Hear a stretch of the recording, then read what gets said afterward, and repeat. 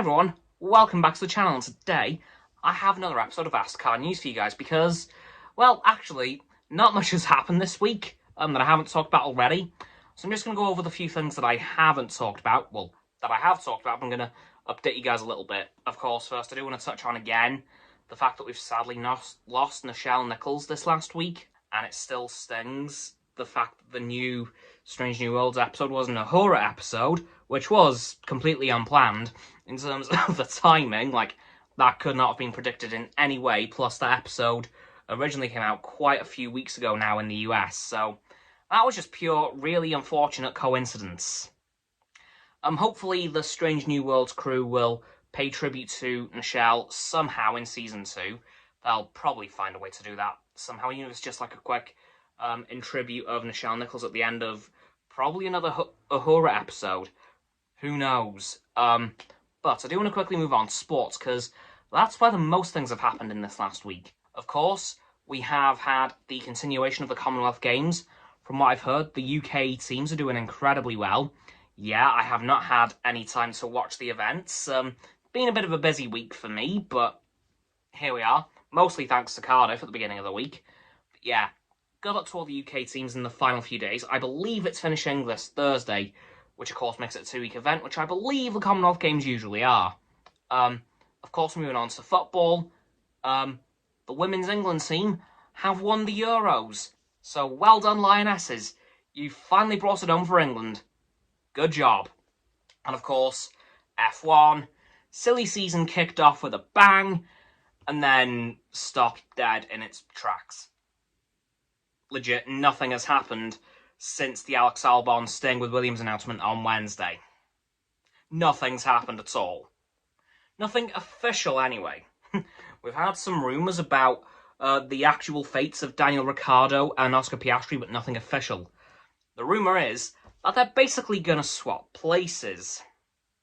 Yep, Oscar Piastri will replace Daniel Ricciardo at McLaren, reportedly, and reportedly as a result of that, Daniel Ricciardo will return to Alpine, replacing Fernando Alonso. When I say returning, and that's because he was, of course, the last teammate for Esteban Ocon at Renault before they changed to Alpine last year. So the rumour is that they're going to swap them around. Alpine with Ricciardo, and McLaren with Piastri, which could make for some very powerful lineups. As we know, the Ocon-Ricciardo lineup was pretty powerful in 2019 and 2020. And Piastri and Lando, I think, that could be interesting. Could potentially be the new Car Lando. For those of you who don't know, that's kind of the ship name for Lando Norris and Carlos Sainz when they were at McLaren together.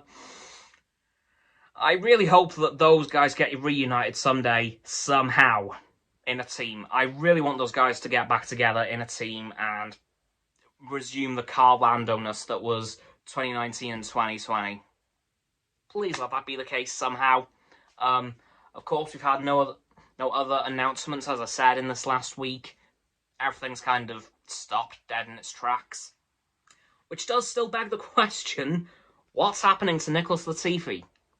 Because really, if they were announcing that Alex Albon was staying with Williams, then surely Latifi would be staying as well. Don't know. I think we are probably going to say goodbye to Nicholas Latifi. Of course, no other teams have made any announcements yet.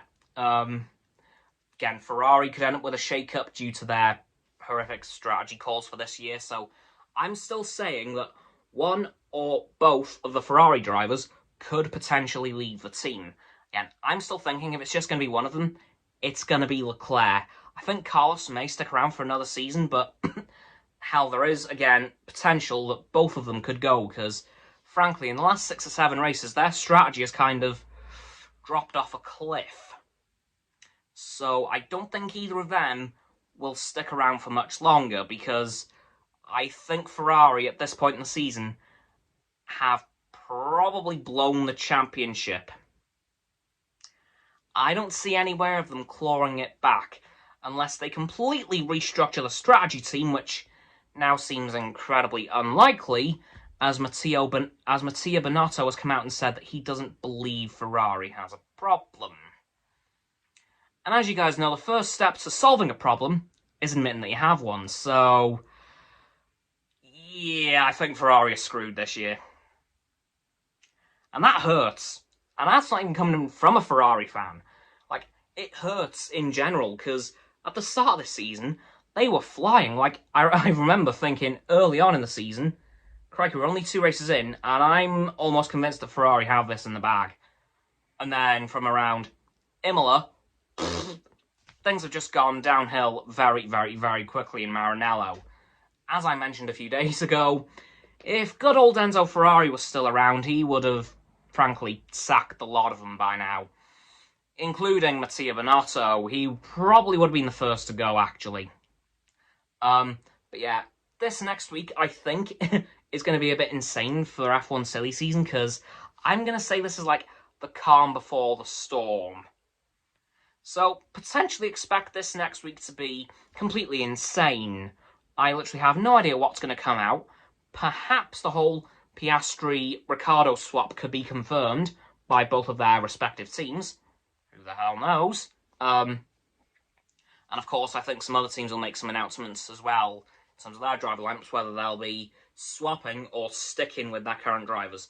I think the 3 teams most likely to stick with their current lineups are Alfa Romeo, Mercedes, and Red Bull, unless Lewis Hamilton pulls a surprise retirement announcement, which I hope isn't the case, but it could happen. But I think those 3 are the most likely to stick with their current lineups, unless some other team, unless they all come out and say, yeah, no, something is changing. Because really, each of those teams do have a driver who could retire, given their age, of course. I'm referring to Lewis Hamilton, Sergio Perez, and Valtteri Bottas. I think Bottas is the least likely out of those 3 to retire, as he's been, and he's the one who's been in F1 the least amount of time, only 10 years. But yeah, and that's kind of it for this week's AstCa news, mostly sports-based, as that's all that really has been happening. So, please don't forget to like this video, subscribe to my Roxo and Frost YouTube channels. Their links are in the description of this button, down there, that big red one, unless you've already subbed, and it's great. Thanks for that, by the way. And when you've done that, please don't forget to click all 3 of our bells to get all 3 sets of our notifications. Comment as well, because why not? And let me know who you think's going to end up where at the end of this F1 silly season, because I'm really curious at this point, because nothing makes sense anymore. Once you've done that too, please don't forget to follow me on all my social medias. I'll be going live on stereo in an hour once this video comes out. And please check out Roxanne's website and Frost's Instagram.